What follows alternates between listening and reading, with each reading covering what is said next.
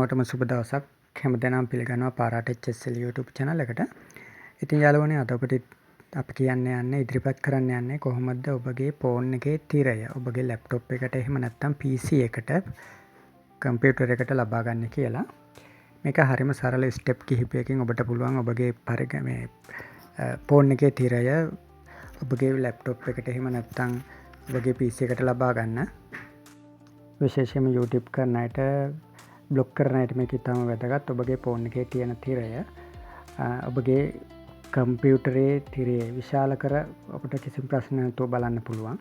ඒ වගේම තමයි ඔබගේ පරිගණකයේ මවුස් එක පාවිච්චි කරලා ඔබට පුළුවන් ඔබගේ ෆෝන් එක ක්‍රියාත්මක කරන්නත් පුළුවන්.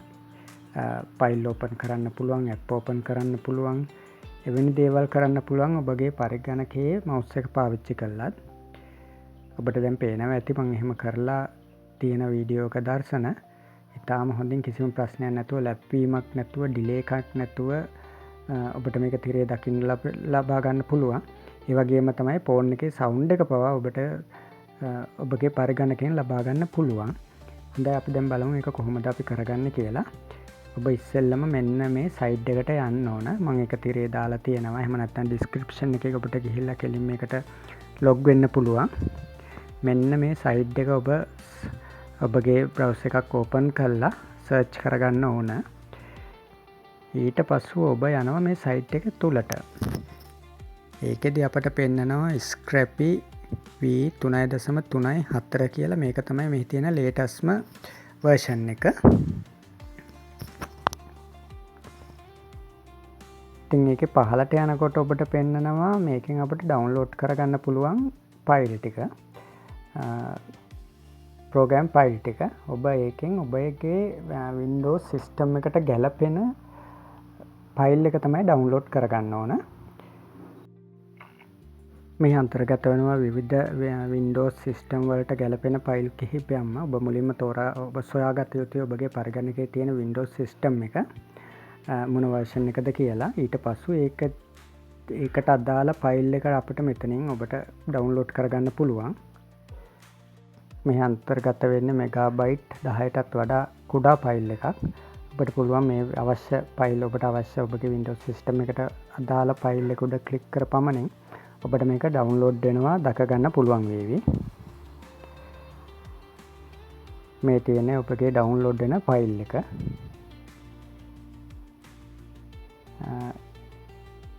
ෆයිල් එක ඩවුන්ලෝඩ් වෙලා ඉවරුණාට පස්සේ ඔබ යන්න ඕන ඔබගේ කම්පියුටර් එක තුලට.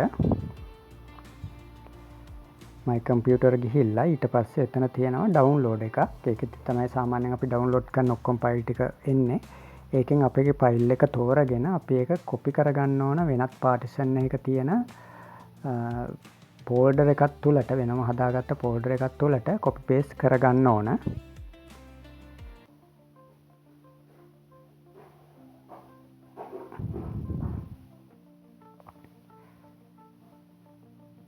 මේ මං තියෙන්නේ වෙනම හදාගත්ත එම පාටිෂන් එකක් තුළ වෙනම හදාගත්ත එකකට කොපි කරලා තියෙන්නේ. ඒක WinRAR ෆයිල් එකක් විදිහට තමයි කොපි වෙන්නේ. අපි මේක එක්ස්ට්‍රැක්ට් කරගන්න ඕන. එක්ස්ට්‍රැක්ට් here කියන එකට ගිහිල්ලා අපි මේ ස්ථානෙම තියලා මේක එක්ස්ට්‍රැක්ට් කරගන්න ඕන. ඊට පස්සේ මේ උඩට උඩින් පේන ෆෝල්ඩර් එක සෑදෙනවා. ඉන්පසු ඔබ ඔය Scrappy කියන ෆෝල්ඩර් එක තුලට තමයි යන්න ඕන. ඒක ඕපන් කරාට පස්සේ ඔයාට දැක ගන්න ලැබෙවි මෙන්න මේ වගේ ෆයිල් රාශියක්. මේ ෆෝල්ඩර් එක තුල ෆයිල් රාශියක් දැක ගන්න පුළුවන්. ඒකේ තියෙනවා Scrappy කියලා ඇප්ලිකේෂන් එකක්. ඒ ඇප්ලිකේෂන් එක තමයි අපිට අවශ්‍ය වෙන්නේ අපගේ ෆෝන් එකේ තිරය පරිගණකයට ගන්න එක. අපිට වෙන කිසිවක් කරන්න දෙයක් නැහැ. ෆෝන් එක පරිගණකයට USB කේබල් එක මගින් කනෙක්ට් කරලා ඔබට තියෙන්නේ ඔය Scrappy කියන ඇප්ලිකේෂන් එක රන් කරන්න විතරයි. ඩබල් ක්ලික් කරන්න විතරයි. ඊට පස්සේ මේ වගේ කළු පාට වින්ඩෝ එකක් ඕපන් වෙනවා. ඕපන් වෙලා ඔටෝමැටිකලිම එහි කිසියම් කමාන්ඩ් එකක් ටයිප් වෙනවා ඔබට පෙන්නාවේ. ඇත්තට මේ කමාන්ඩ් එක පස්සේ ඔබ හොයලා බැලුවොත් ඔබට දකින්න ලැබෙවි ඔබගේ ෆෝන් එකේ ඩීටේල්ස් ටික තමයි මේ ෆෝන් එක මේ වින්ඩෝ එකේ තියෙන්නේ කියලා.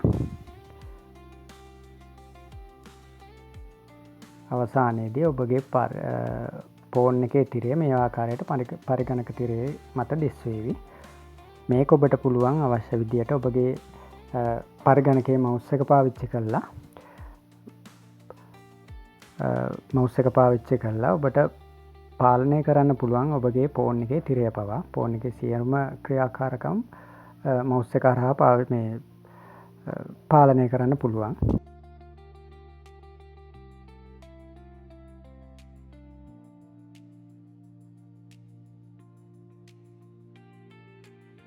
ඉතාම සරල ස්ටෙප් කිහිපයකින් තමයි අපි කරගත්තේ. ඇත්තටම හරිම ලේසි, හරිම සරල ක්‍රමවේදයක් තමයි මෙහි තියෙන්නේ. ඔබට පින්තූර වගේම ශබ්දයක් මේක හරහාම ලබා ගන්න පුළුවන්. ඒ වගේම තමයි යාළුවනේ ඔබ ෆෝන් එක පරිගණකයට සම්බන්ධ කරන්න කලින් ෆෝන් එකේ තියෙන සෙටින් කිහිපයක් සාදා ගන්න ඕන. ඔබ මුලින්ම යන්න ඕන ඔබගේ හෑන්ඩ් ෆෝන් එකේ ඩෙවලොපර් සිස්ටම් එකට, ඩෙවලොපර් ඔප්ෂන් එකට අපේ ඩෙවලොපර් ඔප්ෂන් එක ඔන් කරගන්න ඕන.